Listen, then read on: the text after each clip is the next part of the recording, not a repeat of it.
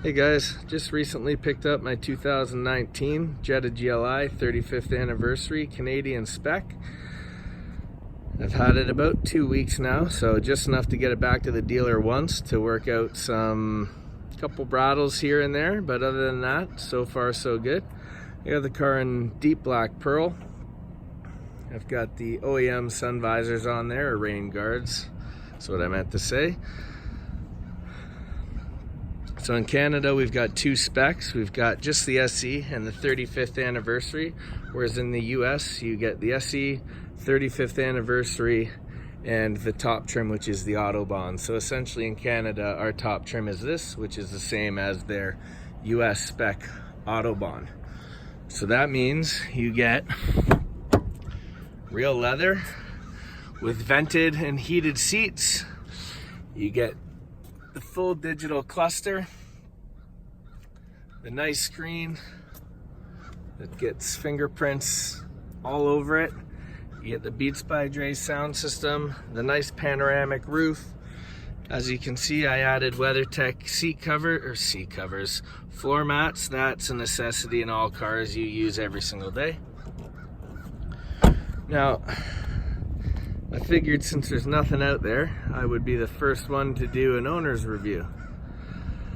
Like I said, so far so good. I come from a 2016 Dodge Ram with a lift and big wheels and all sorts of bolt-ons, and so it's quite a bit of a change for me, but it's a good one. As you can see, I have the full LED headlights here with adaptive high beam.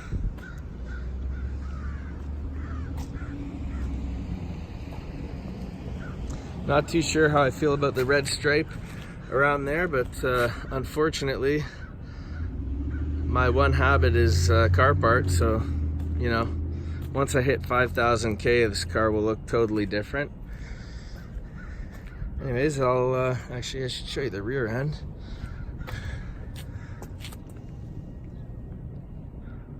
Oh, just getting used to using this Osmo Mobile 2. As you can see, I'm not the greatest with it, but it definitely enhances my quality of film. All right, so let's get in the car and check it out. One thing I'm going to miss, can't figure out why Volkswagen didn't do it, is the heated steering wheel. Once you have one, it's hard to live without one. That's for sure. Anyways, as you can see, I got it with the 7-speed dual clutch transmission. Well, because it shifts faster than me, and it's a heck of a lot easier to drive every day when you live in a big city like myself. So let's start the car. It's pretty cool. So you can activate a bunch of different drivers in here. Set up a bunch of different drivers. So right now it's just myself. It's not broken in yet, so definitely not going to have anyone else in the car. The cluster is really cool. So this is the main one I drive in. It shows the tach, the speedo, all sorts of stuff down there. This is very neat too. Once the system's turned off, so it won't allow the navigation, but there we go, turned it on. So that's a full map. And we can go to our fuel economy, which still shows the map. I have it set up to have the map on the digital dash the whole time. That's just kind of how I like it.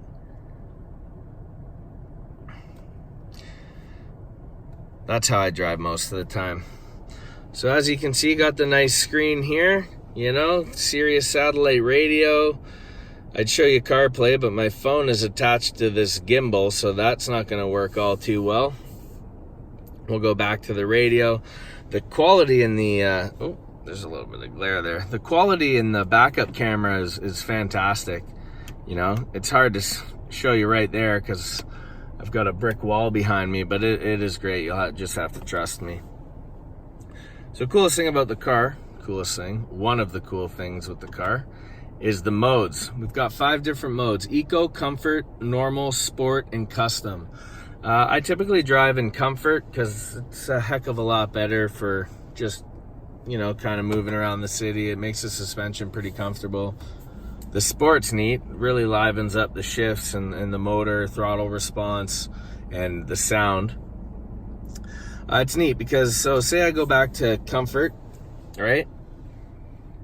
I put it into drive. Up on the dash, you'll see there's a D.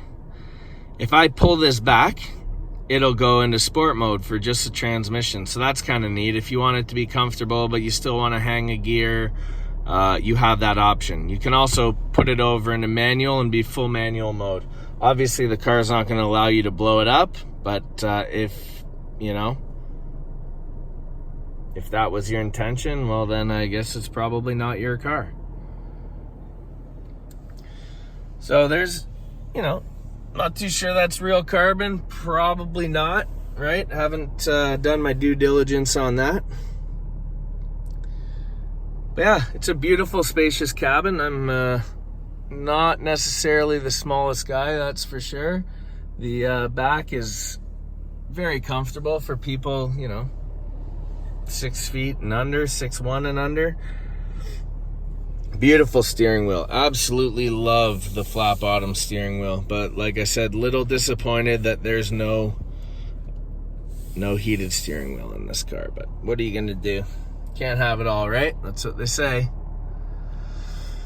Well, I'll tell you, the rattle that I had was in the sunroof and in the door. In the door right about there somewhere. They managed to fix it. Sunglasses like to rattle in here. I'll figure that one out. Maybe put some foam tape in there or something like that.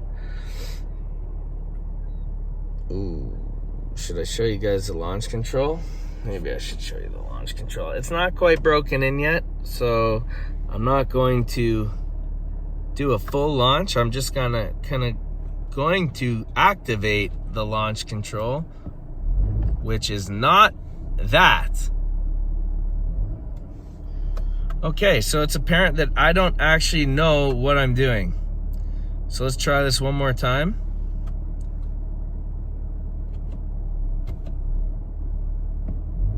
Yep, nope, not a clue what I'm doing.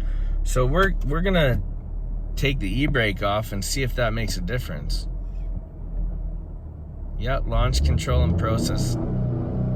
There we go. Okay. Well, in the next video, when the car is fully broken in, I'm going to show you how to launch it. But for now, we'll just go for a little bit of a cruise down the road because, well, I don't think I'm supposed to be holding this while I'm driving. But we're not going to tell anyone. So I'll leave it in sport just so you guys can kind of hear it shift and all that sort of stuff. I think that should be good right about there. Oh, I should probably put it in sport. Yeah, we'll liven it up for you guys. Okay, we'll go this way. So far I've driven it on the highway, I've driven it in the city, I've driven it in bumper-to-bumper traffic, I've done the lane keep, I've done adaptive cruise control, and honestly, I drive new cars all the time. I drive Benzes, all sorts of cars, and this lane keep is the least invasive technology I've felt as far as, you know, grabbing the wheel and throwing you where you need to go. It's pretty nice, actually, once you get used to it. I know a lot of people say, you know, I'm not really into that, blah, blah, blah. Well, guess what? It's very, very helpful. I love to drive, spent plenty of times on the track. I definitely know what I'm doing. And you know what? I'm not gonna talk shit about a program like that. It's absolutely fantastic.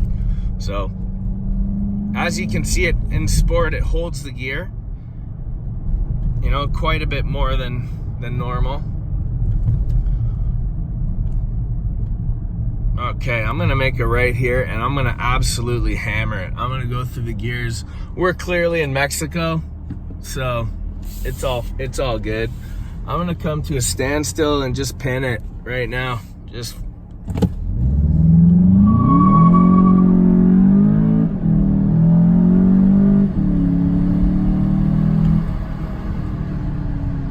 oh man, we might have to try the launch. launch control. Oh God.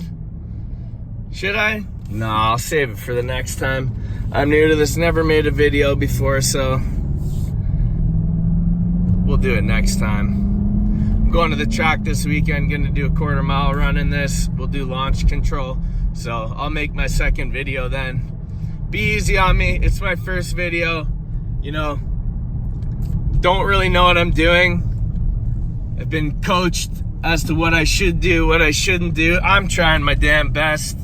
You know, it's awkward. I'm gonna try not to listen to this video, but that's probably not gonna work. Anyways, guys, thanks for watching. Oh, that's a god-awful noise too. Thanks for watching, but we're done for now.